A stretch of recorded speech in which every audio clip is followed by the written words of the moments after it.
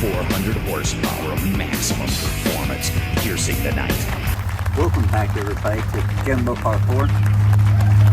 Yeah, usually I'm the guy who usually stands behind the camera, but today I want to face you and talk to you about two kinds of problems out there. One, the thieves for who wants to steal these beautiful machines, or two, that scandalous person, that shady person that you know that you already found on the internet.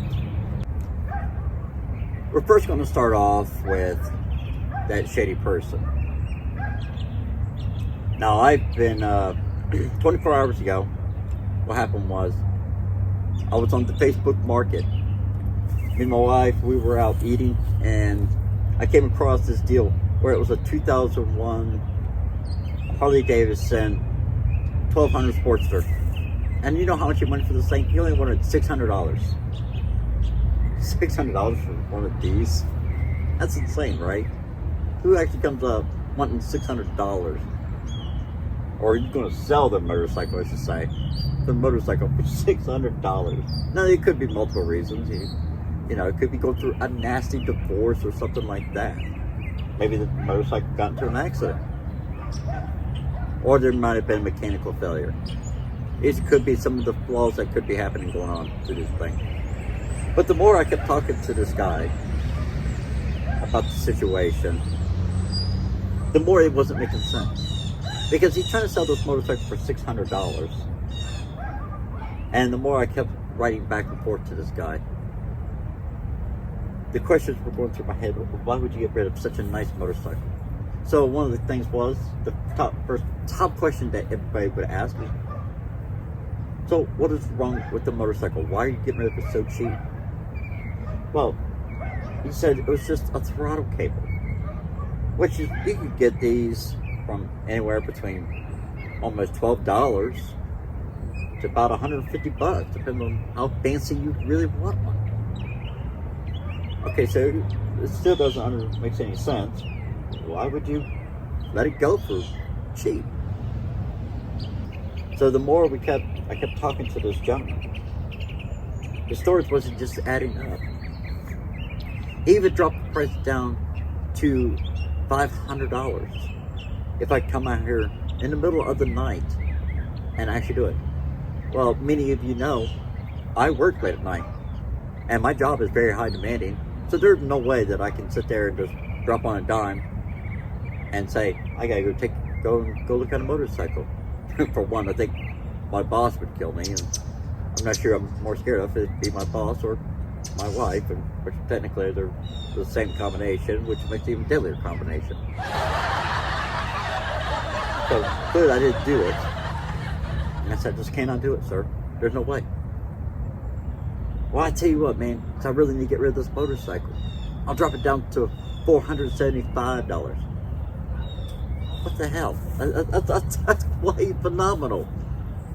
$475 for a 1200 Sportster. Pretty much some of the close as this right here. I didn't like that very much at all. I did ask for photos. The photos were even so badly shady that I could not even tell what they were. And when you fire from a motorcycle, every motorcycle has their most unique sound. Harley, as you know, everybody would know their sound from a mile away. That would be coming. They're quite loud and everything else. Now that you got like the 2000, the brand new Lowrider S, which has a nice, quiet, powerful sound, which is kind of unusual. Still love that motorcycle, but one of the things I would definitely do is pull off that exhaust or put the slip off of it, and so I get that more of that roaring sound that we all love for that V twin engine sound. That's what I would do, 100%. But we're getting sidetracked about that. I knew for a fact it couldn't have been that motorcycle, because what made it worse was you showed me a picture, and it looked just like a 2005 to about 2007-ish, I'm guessing, about running there, Mad Dog Cruiser. Or Chopper, I'm sorry. Mad Dog Chopper. Now, personally, I love that motorcycle. I would do anything to get one of those motorcycles. I think they're badass looking. Some motorcycle enthusiasts, they kind of back away from them. But to me, they're just one of a kind. Harley Davidson, I wish you guys would have never let that thing go. I wish you just let people just, you kept building those things. I really get a thrill from those chopper looks. But when he fired it up, you could tell for a fact it wasn't the Harley Davidson sound. It sounded more like it was like a Honda Shadow. And so that made me question it even much more. Sorry if you hear all these dogs in the background. My neighbors around here, they like the dogs bark forever. What can I say? So one of the things you should definitely look for is look out for those shady people. Look for deals that just ain't right, you know? Like, obviously, that 2001 1200 Sportster. I mean, you clearly are not buying no motorcycle for that cheap. Unless, like I say, if it was damaged, you know, from a nasty accident. Or it could have been just because mechanical failure and you can't figure out what's wrong with it. That makes sense. But he's saying all it was just the one part that's just not helping your case at all. And so unfortunately, I didn't like that deal. I didn't want to deal with none of that. So I basically said, no, I'll let that go. I'm not taking that deal. Because I even contacted my wife. I said, honey, is there any way we buy this motorcycle? But the more I kept talking, I wrote back to her immediately and said, forget about it. I don't want nothing to do with this. Obviously, if that was somebody's motorcycle, I don't want to be in any possession of that motorcycle. Now, personally, I hope that motorcycle will return back to the rightful owner. Because we all work very hard. We all have one thing in common. We love our motorcycles. And it's so rotten and dirty about people wanting to steal something that we all have passion for.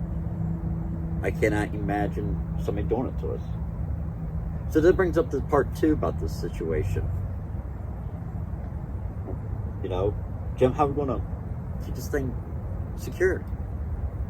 Well, many of you all have garages. Well, yours truly here, I don't have a garage. But I do have a special place later on when it gets cooler outside where I can't ride it as much. Because I'm lucky to get about another, maybe less than a month. And then I know for a fact, this motorcycle is going to be put away. And I'm going to not be able to ride it as much. Now, there's some hardcore riders out there. They can ride through the whole thing. I used to go from my hometown. And I used to go to a Toll Technical Center. And I used to have this teacher. He was an auto body mechanic. And he used to ride his Goldwing no matter what the weather was. It was phenomenal. I remember this very much as a kid. If it snowed, he didn't care. The only time he never rode that motorcycle is if there was a bunch of snow on the ground. Because originally, I was from Ohio. So, you know, yours truly definitely saw enough snow and ice over the years. But if that road was pretty much presentable, you guaranteed that teacher, he was out there riding on that motorcycle every day to work. But with my job, there's no way you can ride it every single day. You can't do it. There's no way. So I do get to enjoy it once in a while, that moment, you know, where I can get to ride it. And usually my wife, I just take off on the weekends and I go for the longer rides. So, if you don't have a garage, how do we protect it?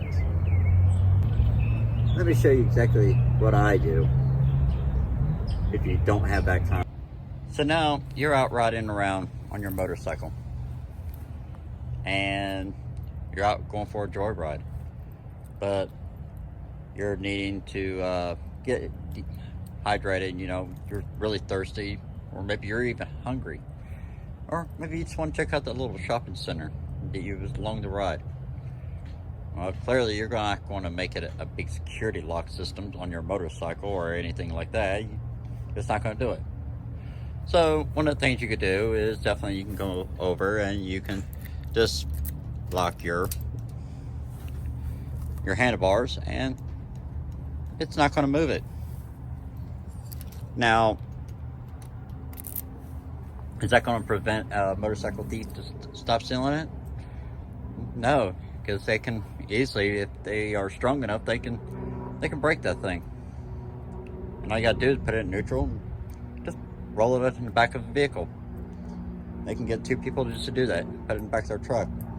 I've heard bad stories about that over the years. I've heard different stories from different riders of all types. People just go in and they're eating at a restaurant and come out, their motorcycle's gone. To me, that's kind of sad. Another thing you could do is you can add an alarm system to them. Well, here's another thing about these things. Does anybody really pay attention to alarm systems anymore? I mean, most people, they don't really pay attention to alarm systems. Now, yours truly, I like to keep a pretty much close eye on my motorcycle. So wherever I'm at, I want to be able to know exactly where my motorcycle's at, and I can keep an eye on it every second. You know, it doesn't matter what kind of motorcycle you have or anything like that. You could own such a beautiful machine like mine. You can own the fully dressed one, or even that Honda's CBR. You know, every kind of motorcyclist, you know, we try to do everything we can to prevent it. So you could put an alarm system on it and say that's good enough, you know. Well, there's other ways to doing that though. Now, some of you know exactly what this is. Some call it the boot, lockjaw. I've heard all kinds. This is the titanium grip wheel lock on here. Now, when I purchased my trailer for my... Now, when I ended up buying a trailer, I wanted to find a way to actually keep it more locked up. Well, since I always keep pretty much a vehicle in front of it, I wanted to try to find an extra way to keep my motorcycle a little bit more secure. So what I like to do is we go ahead, and I like to put this on definitely. Sometimes I like to keep it more in the back of it. Very simple. The keys are quite unique. There is no way you can duplicate it to make another one like it. And cutting through this would be almost impossible to do in it. It's very simple. It's the same thing with some of the officers and things like that would definitely do to your vehicles. Now, this is one of the places I like to keep it secured and locked up at. And the reason why I keep it underneath there is even if they could put this thing in neutral and they try to roll away with this thing, it's automatically hit that frame. There's no way they're going to roll that motorcycle on there. It keeps it very secure. Another thing that you could definitely do is go out and buy one of those systems where you can have a GPS tracking systems on these things. Do I have one? Well, you'll never know. But you can keep one hidden quite well on motorcycle. In my personal opinion, I would definitely recommend somebody to actually put one on there. Because even if they can get past all this, or even if you was at that restaurant and they obviously took off with your motorcycle, you can obviously call, first thing you want to do is call 911. You can say, officers, I know exactly where my motorcycle is. So I would recommend any motorcyclist of any kind, definitely invest in one. But there's multiple places you can hide it on your motorcycle, and you can keep it very much hidden away from everybody. so they'll never know where it's at. But right now, we just have my house, and one thing I'll put on there is definitely the boot on here, as you call it. Now, I paid actually for the boot for it. My wife says we paid about $55, $60, something like that. I can't remember exact quote on it. Check with your local trailer place, or check on Amazon or anything like that. Maybe you could find something like that. But I would recommend any kind of motorcyclist definitely think about investing in something like this, because as you can see, it's got a nice rubber grip to it around the rim and everything, so you don't have to worry about it actually scuffing up your rims or anything like that.